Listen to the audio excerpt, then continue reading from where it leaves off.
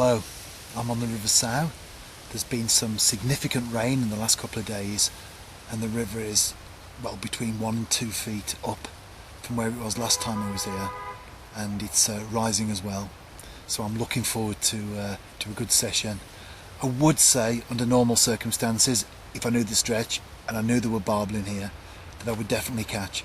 But I've never had a barbel from here before, only started to fish it for barbel this season.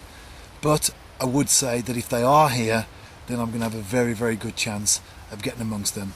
I'm just writing my angling notebook now that I take everywhere with me. It's an A5 pad, and I put down all the information that can be useful when looking back, such as temperature and wind conditions and all those sort of factors that help to get a good idea of what the session was like. I'm just fishing a single rod this time. Previous visits I've had 2 rods out, but with the increased flow and the anticipated problem with debris wrapped around the line, although that hasn't happened so far. I've been fishing about 20 minutes, but I did expect to see a lot of debris wrapped around the line, the usual washing line type situation when you reel in. I decided to stick to the 1 rod anyway, and I'm not sure whether I will stay the night. Just got my chair and an umbrella. Bottom line is I'll just see how it goes, and that's all you can do, isn't it? Particularly on a section like this where it doesn't have any history for you. But in many ways that's the challenge, that's the excitement of fishing a place like this. Rod could go round and it could be a double figure barbel, could be a chub. On the other hand, it could be a great big clump of weeds. So let's find out. There's only one way, isn't it, to find out, and that's to cast out and fish. I'm fishing a 3-ounce flat lead that you can see there on the camera. I've got a 2-foot hook length, and then I've got a boilie right at the end. Bit of weed around it, I've just pulled in a boilie. And what I'm doing to air rig boilie, and what I'm doing to get the feeder out, the attractor feed out, I'm using pigeon conditioner seeds and brown crumb, and I'm taking the crumb and the seeds. It's a nice firm mix, and I'm moulding it around the lead.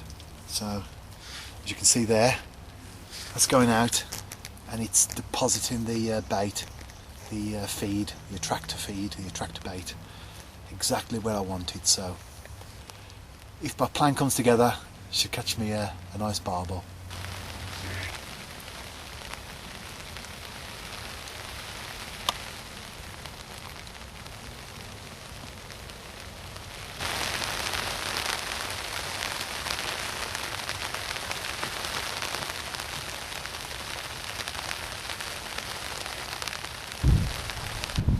This is the hedgerow behind me when I'm fishing, and as you can see there are some common nettles there. In fact, they're quite dense, and just growing out at the bottom is a plant called cleavers. See it there? I'm zooming in, some tiny little white flowers. Very, very pretty. Oh, that's a bit too far. They're so small, I have to be careful with the zoom there. You can see the flowers there. I have taken some shots with my camera, close-up facility, so they will come out better. The cleavers is a very sticky plant, and although the name may not be familiar to most people, if you've ever been walking in the countryside and you've had a particular plant stick to you, maybe to your dog, this is probably it, the cleavers.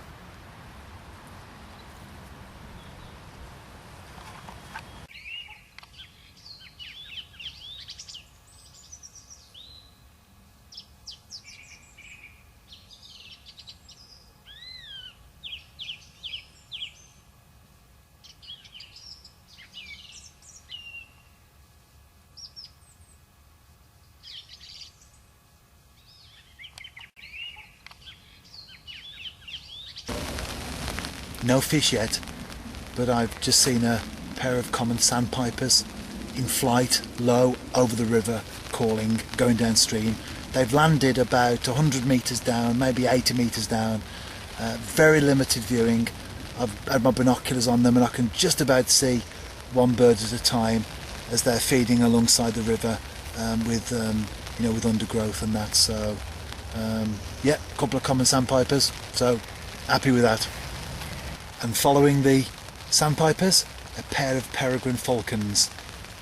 In the distance in front of me, two birds in what I would call patrolling flight.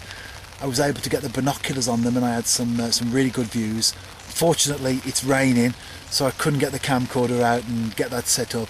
Otherwise I would have had the birds on film. But I'm scanning the horizon, looking for the birds to return, and hopefully the rain will stop and the birds will come back and I'll be able to capture them. Otherwise, just memories, I'm afraid. No fish to report, but the bird life and the plant life is occupying me anyway, so I'm enjoying myself, and that's what really counts.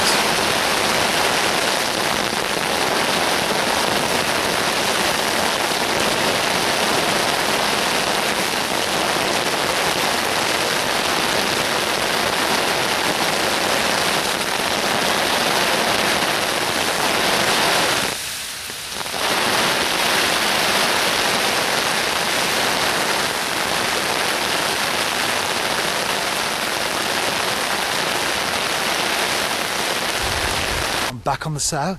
This is my second session of the week. I didn't catch anything at all first time round.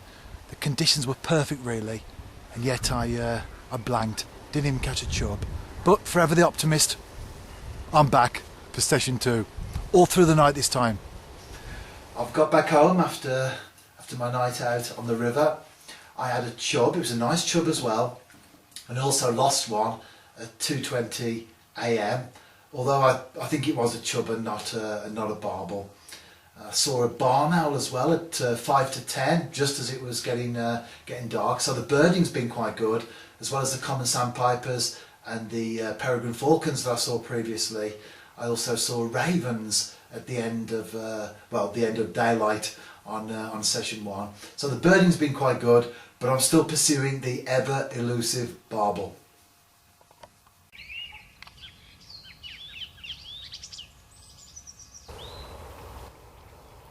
I'm on the Sow for the 3rd session of the week, and it's very autumnal looking. It's now well into dusk and there's a mist descending that if I didn't know it was the summer, I would have said it was October or November.